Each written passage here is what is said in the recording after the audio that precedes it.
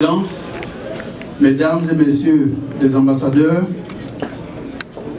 Mesdames et Messieurs les représentants des institutions et organisations internationales, Mesdames et Messieurs les chargés d'affaires et consuls, Mesdames et Messieurs les responsables des partis politiques, dignitaires religieux, responsables d'associations de la société civile, Mesdames et Messieurs, les membres de YALI, Young African Leaders Initiative, chers amis de la Côte d'Ivoire, chers amis des médias et de la presse, Mesdames et Messieurs, je voudrais souhaiter au nom de mes collaborateurs, de mon épouse ici présente, ainsi qu'à mon nom personnel, à tous et à toutes, la cordiale et fraternelle bienvenue à l'ambassade de Côte d'Ivoire.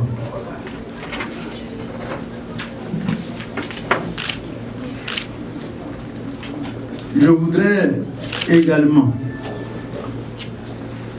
saisir cette occasion, Mesdames et Messieurs, pour rappeler qu'il y a 56 ans, la Côte d'Ivoire, notre beau pays, accédait dans la ferveur et dans l'allégresse à la souveraineté nationale et internationale. Elle avait conscience, je dirais même une conscience aiguë des défis à relever. Les défis étaient aussi nombreux qu'immenses dans cette ex-colonie française que le président Félix Houphouët-Boigny, le tout premier président de la République de Côte d'Ivoire, qualifiait de Benjamin des colonies françaises. Mais grâce à la vision et au leadership de celui-ci, de même qu'aux options politiques et économiques qu'il a choisies et appliquées, la Côte d'Ivoire, dans l'union, la discipline et le travail, qui sont les mots-clés de sa devise, et a réussi en moins d'une décennie à se faire une place dans le peloton des têtes des ex-colonies françaises. De même, la paix, la stabilité dont a bénéficié le pays et le sens aigu de l'hospitalité qui le caractérise, sans omettre l'ardeur au travail des cadres bien formés, ont conduit à un spectaculaire développement économique et social, faisant de la Côte d'Ivoire un pays prospère et un havre de paix où il fait bon vivre.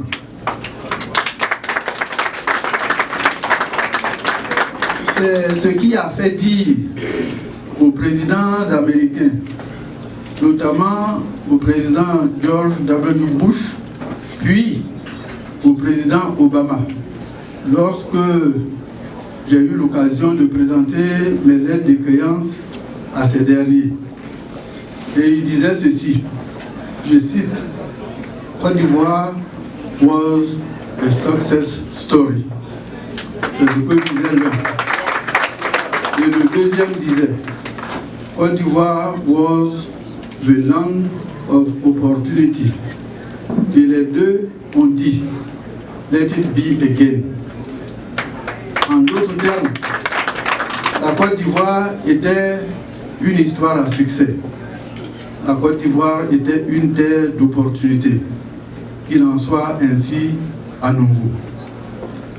Après l'intermède de la période de crise qui est aujourd'hui loin derrière nous, grâce à la volonté du peuple ivoirien et au soutien de la communauté internationale dont les États-Unis, que je tiens à saluer.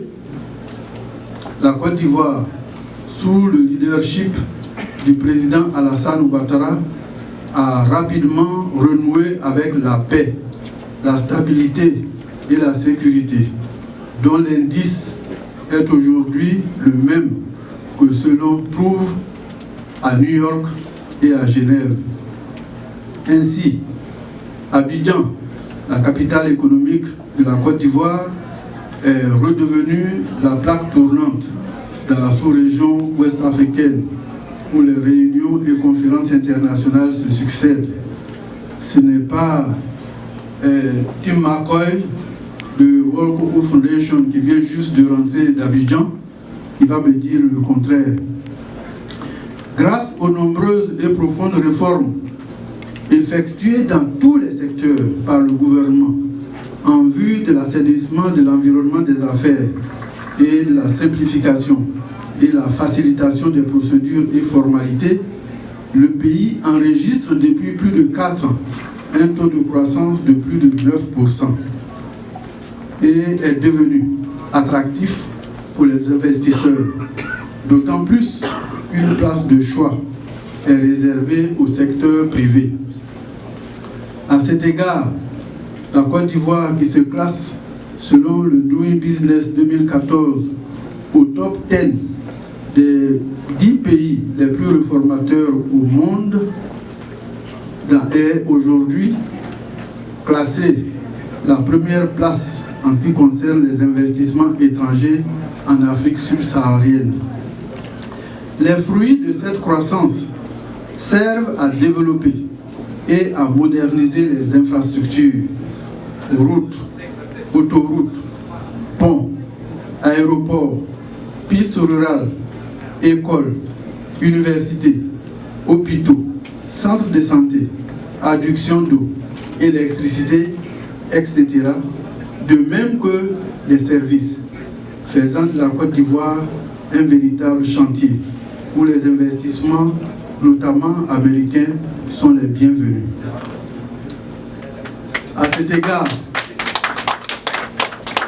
égard, le Programme national de développement PND 2016-2020 prévoit 29 000 milliards de francs CFA, soit environ 60 milliards de dollars pour ces investissements, en vue d'un développement inclusif et harmonieux, ne laissant pour compte aucune frange de la population.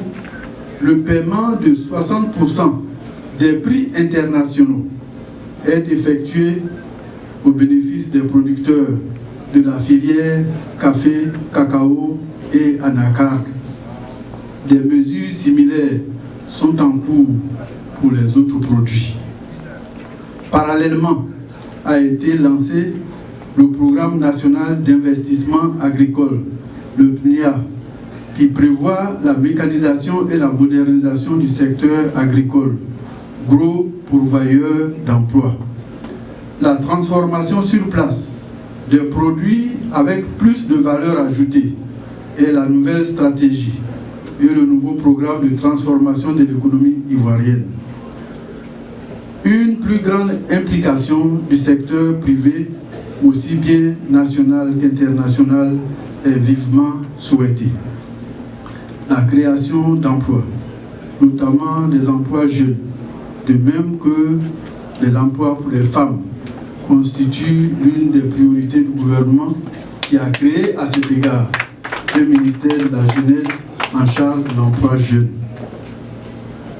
De même, le fonds d'appui aux femmes, initié par la première dame, Madame Dominique Ouattara,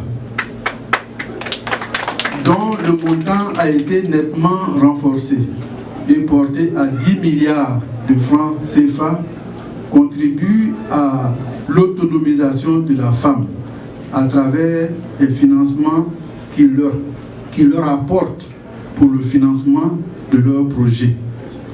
En outre, l'adoption de la loi rendant l'école gratuite et obligatoire pour tous les enfants de 6 à 16 ans, les cantines scolaires qui ont été vulgarisés à travers le pays et la construction de collèges de proximité, de même que la mise en place de la couverture maladie universelle, qui est une forme d'assurance maladie pour la population, et l'électrification des villages, de tous les villages, d'au moins 500 habitants, sans compter les abonnements à l'électricité, pour la modique somme de 1000 francs CFA, soit moins de 2 $.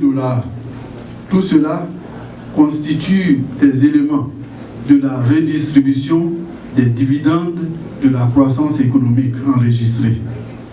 Il en est de même de l'augmentation des salaires des fonctionnaires, de l'augmentation des salaires des fonctionnaires, de même que du SMIC dans le secteur privé.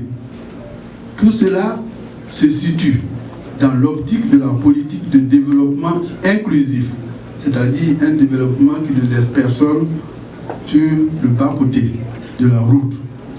Et cela impacte positivement sur la population. Pour faire face à la cherté de la vie, des mesures spécifiques ont été annoncées, notamment par le président de la République lors de son message à la nation hier, à l'occasion de la commémoration du 56e anniversaire de l'indépendance de notre pays. Et ces mesures visent notamment la réduction du coût des transports publics et de l'électricité, de même que le soutien massif aux producteurs de vivriers afin d'accroître la production et de contribuer à baisser le coût des produits et